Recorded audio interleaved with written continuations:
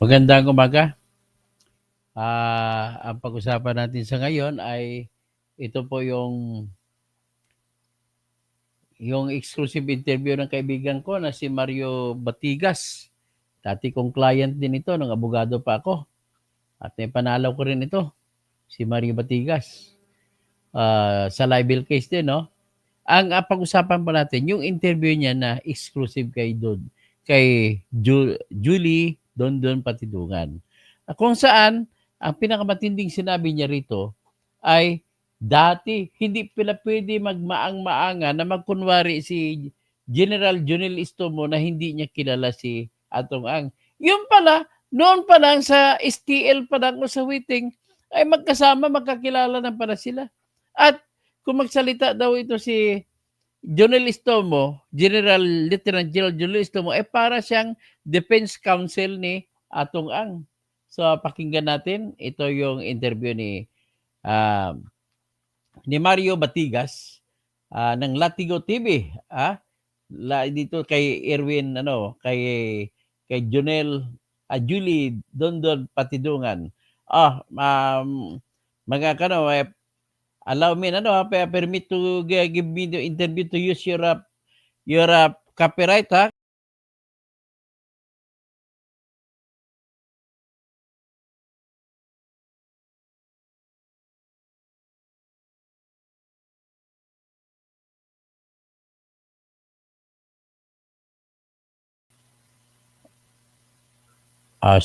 Sandali lang, ha, kasi naano tayo, naputol.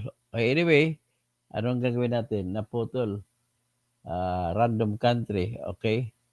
So anyway, i-play na natin yung interview. Ito po.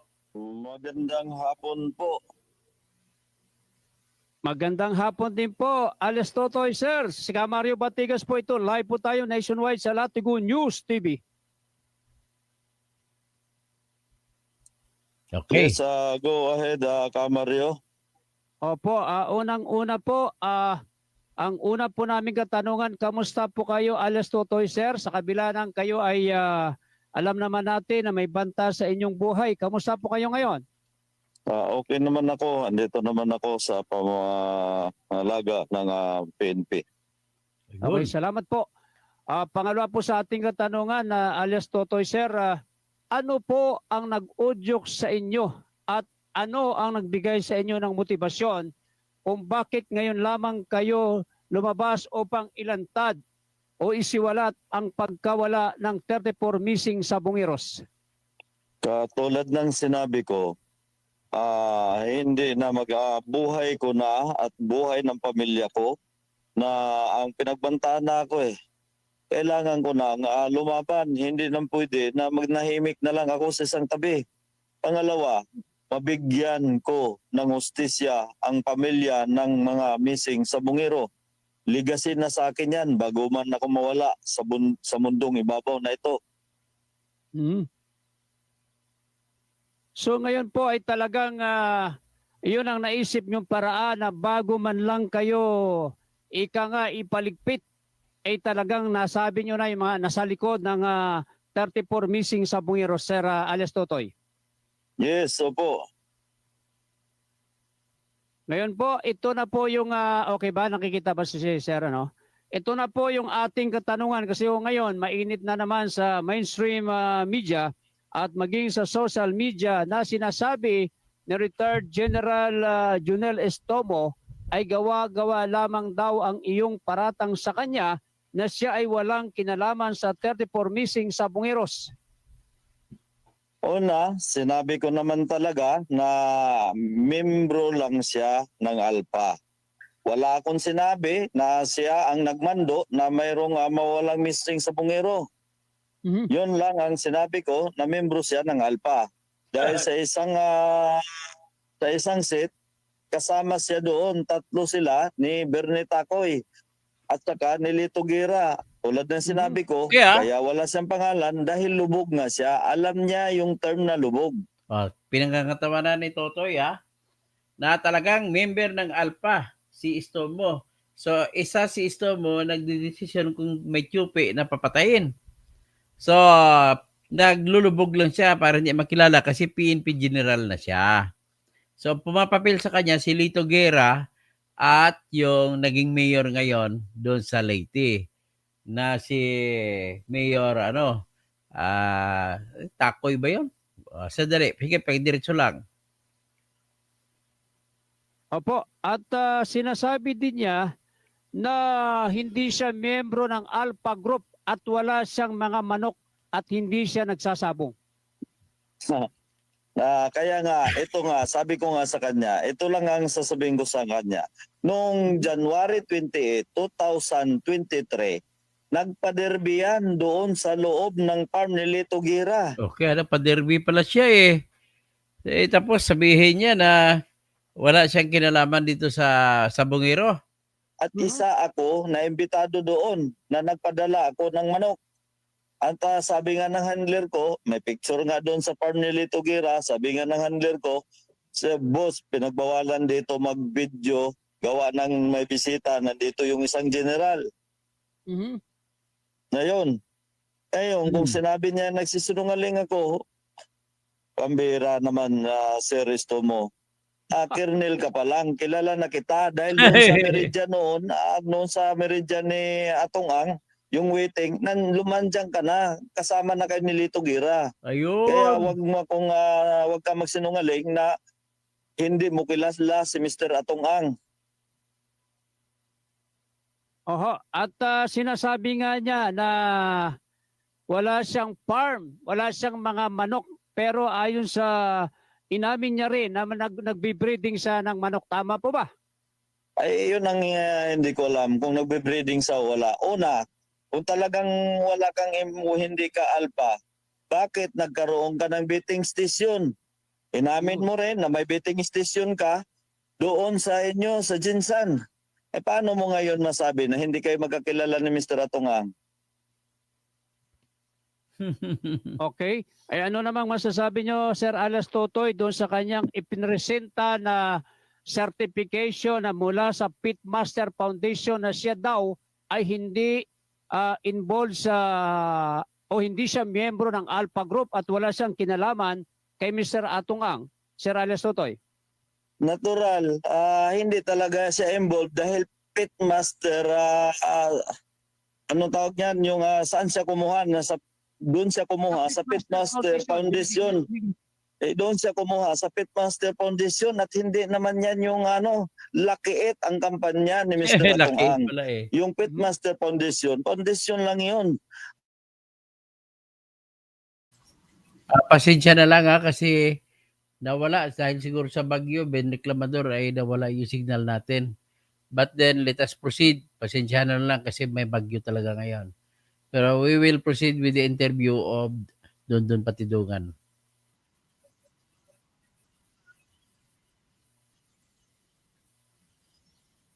Sinasabi niya ni Dondon Patidungan, kinokontra niya yung sinasabi ni General Istomo na hindi daw siya kilala. Pero bakit inimbita siya ni General Istomo sa derby ni General Istomo sa farm ni Lito Guerra? So, most likely, illegal yun kasi farm yun, hindi naman yun sabungan. So, no, June 28, 2023 doon nangyari yun. So, eksakto pang petsa. So, let us hear from Dondon pa rin.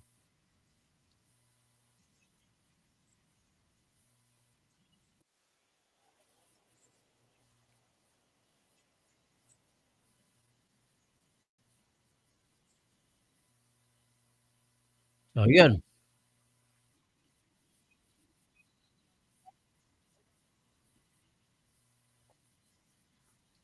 Dali lang. Dali lang ha. Hindi ko pa pala na-upload. Ibalik ko.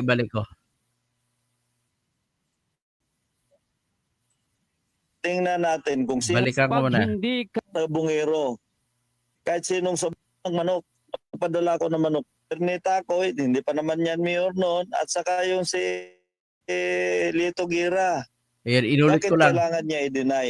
Sabihin niya na hindi kami magkakilala. Inimbitahan nga ako nung derby niya eh. Oh. Nagpadala ako ako ng manok.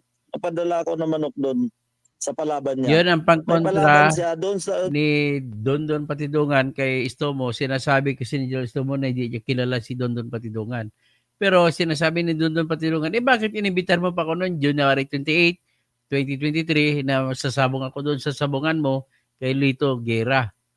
loob mismo ni Lito Guerra.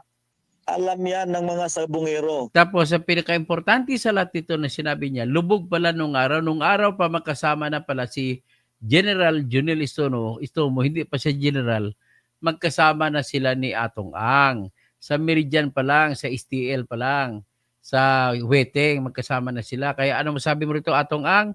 Junel Istomo, ano masabi niyo rito? Pakinggan natin. Kahit sinong sabungero na involved dito sa Alpha o Delta, Charlie, alam ng lahat na nagpa-derby siya doon. Aha.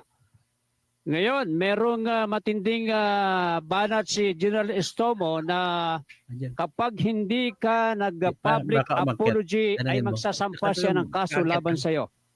Ay walang problema, magsampa lang siya ng kaso. Pero hinahamon Hinahamon niya, magsampa ka ng kaso. Hamunin ko siya, magpalay detector kaming dalawa. So magpalay detector na test na hinahamon ka mo ni Dondon Patidungan. Lie detector test kayo, tatlo ni Atong. Natin kung sino sa amin dalawa, kasama na yan si Atong Ang, magpalay detector kami. Ngayon, nakita ko sa kanya, parang lahat ng interview niya, sa lahat ng channel, ang nakikita ko sa interview niya, para siya ang defense counsel ni Mr. Atong Ang. Subukan yung panoorin yung mga interview niya. Defense counsel, parang nangyari na si Mr. Atong Ang tahimik, siya na ang nagdi-defense kay Mr. Atong Ang. Defense counsel din system mo, defense counsel ni Atong Ang. So, napanood nga po namin yung mga interview na yon at nasabi nga niya na napakabait na tao si Mr. Atong Ang at hindi niya raw kilala si Mr. Atong Ang. Paano kilala at minsan na lang sila mabait nakita. kung hindi Tama kilala? po ba yun? Doon pa lang, sumabit na siya. Paano niya nalaman na mabait si Mr. Atong Ang? Ni minsan, hindi man pala sila nagkikita at hindi niya kilala si Mr. Atong Ang. Paano ba nangyari ngayon yan? Aha. So ngayon po, ano ang plano nyo ngayon dahil magsasampa nga siya ng kaso laban sa iyo at parang pinalalabas ni General Junel Estomo na ikaw ang nagsisinungaling at siya ay tama dahil hindi nga siya miyembro ng Pitmaster, ng Alpha Group. Yun na nga lang. Kaya nga sabi ko nga sa kanya, una pa lang, hindi ka pala kasali, wala ka pala alam dito sa Pitmaster, hindi mo pala alam ang Alpha Group. Bakit marami kang bidding station? Dahil pag hindi kilala ng Pitmaster, hindi yan pinapayagan na maglagay ng bidding station. Umamin pa nga siya, may betting station siya sa General Santos City, sa lugar namin. Nako. Pangalawa, Hindi papayagan ng Pitmaster na magpadirby ka doon sa sariling farm ni Mr. Lito Guerra kung walang paalam sa Pitmaster. Paano mo ngayon masasabi na hindi ka kilala na Mr. Atong Ang? Iyon. So malinaw ngayon, Sir Alas Totoy, na talagang dinidepensa ni General Estomo ang kanyang sarili at maging si Mr. Atong Ang. Tama po ba? Yun na nga. Kaya nga katulad ng sinabi ko kanina, ginawa siyang sa mga interview niya, nakikita ko siya ang defense counsel ni Mr. Atong Ang. Yung sinabi niya na hindi kami nakita ni minsan, pumunta yan isang beses doon sa farm, tinapik ako, kumusta ka doon? Ano natin? Kaya nakakatawa. Kaya sabi ko nga sa kanya, sige, ito na lang kasimple. Pagpalay detector na lang tayong dalawa para malaman ng publiko kung sino ang nagsisinungaling sa amin dalawa. Mm-hmm. Paano yan? Okay, bago tayo magpaalam, Sir Dondon, meron ka pa bang dapat sabihin at mensahe sa taong bayan at sa mga kamag-anak ng mga nawawalang sabungero? Okay. Go ahead. Sa mga kababayan, mga Pilipino, mga kababayan kong Pilipino, ngayon, hindi ko ibuwis ang buhay ko dito, ang Yun. buhay ng pamilya ko. Yun. Yung kasinungalingan lahat ng sinasabi ko dito. Yun. Kaya ako naman lumutan dahil sa pagbanta ng buhay ko at buong pamilya ko. Pangalawa, Ito. Ang taas ng kredibilidad niya ngayon kasi yung lumutang siya, lahat ng mga sinabi na nahulog sa taal ay nagkatotoo. Maraming buto na nakikita. Buto ng tao. gusto ko lang mabigyan ng hustisya ang mga pamilya ng nawawalan ng missing sa Bungero. Bago man mawala ako sa mundong ibabaw nito, mayroong legacy, si Dundon Patidungan, Yun. na napatunayan na hindi ako nagsisinungaling. Yan kapalit yan ng 500 million na inaalok sa kanya. Sumibat lang siya sa abroad. Kapalit yan ng 500 million. At pa rin, nagsasalita pa rin. Una pa lang, kung sinabing nagsisinungaling ako, nung tinuro ko yung taalik, bakit ngayon ang daming nakuhang buto ng tao? O sino ba sa amin dalawa? General Estomo, sir, sino ba sa atin dalawa ang nagsisinungaling? Tingnan mo nga, sino sa atin dalawa? Una, sabihin mo sa akin, sinabi mo sa publiko na isang bisis mo lang nakita si Mr. Atong Ang. Ang tanong ko dito, hindi mo pala kilala si Mr. Atong Ang. Bakit? Kakipagkita ka sa kanya, sa anong dahilan? Yun lang ang tanong ko sa iyo, General Estomo, sir. Di ka naman, bakit nakipagkita ka? Junel, Estomo.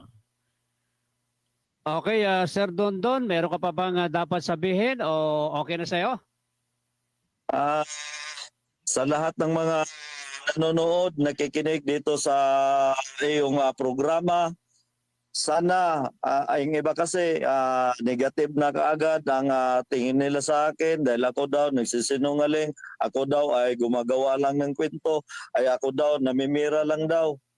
Ako, sabihin ko sa inyo, sa mga nakikinig dito, hindi ako sanay na mayaman dahil ipinanganak ako na walang-wala. Ang gusto ko lang dito, mabuhay ako at may paglabang ko ang katarungan ng lahat. Yun lang ang akin. Okay, Dahil ito si Mr. Atong Ang, sobra-sobra na ang mga ginagawa niya. Mabuhay. Hindi na dapat siya mapatawa dito. Sabi ko nga nung una, hindi lang sa missing sa Bungero. Ang dami niyan. Ang daming pinapapatay niyan si Grabe. Mr. Atong Ang. Grabe. Hindi lang si Sir missing sa Alias Bungero. Totoy, at ngayon ay naisampa na raw yung kaso sa Department of Justice kaugnay sa iyong mga complaint affidavit. Ano po bang update dito? At ang balita natin, nakahanda na PNP na arestuhin ang mga taong involved sa 34 missing sa Bungeros. Ay, sa totoo lang, inaayos lang ng mga abogado ko at saka sa na para tinitingnan lang talaga ang legality, lahat ng isasampa ko. Siguro, by next week, magkaalaman na to. Okay. Magkaroon ng Maraming preliminary salamat po, Alias investigation. Totoy, sa iyong panahon. Isang malaking karangalan na ang programang itong Latigo News TV ay makapanayam kayo at madinig kayo ng taong bayan at buong mundo ng mga Pilipinong nakikinig at nanonood kaugnay pa rin sa 34 missing sa Bungeros. Maraming salamat, lalo na sa iyo, Kamaryo, na isa akong inimbitahan mo sa kahit konting pagkakataon. Salamat Sige, po. Okay, mga kaibigan, maraming salamat po. Alias Totoy, mga kababayan. Mabuhay! Mabuhay si Alias Totoy, Julie, Dondon, Patidungan. Yan, maraming salamat po sa kay Mario Latigo TV. Dati kong client yan sa pinanalo ko sa kasong libel.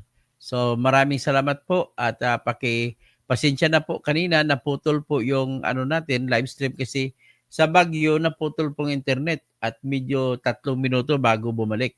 Yan po ang problema natin kanina. So with that, having been said, ay magandang umaga po sa ating lahat. Mr. Romuald Estambe, tira-tira ka pa kanina uli, duling na Ben Reclamador. Hayaan mo na si Ben Reclamador. Kaya nga nagreklamador ang pangalan niya kasi laging reklamo eh. Hayaan mo lang Ben, okay lang Ben? Jackie. So, tapos hanggang dyan lang po at maraming salamat po sa lahat.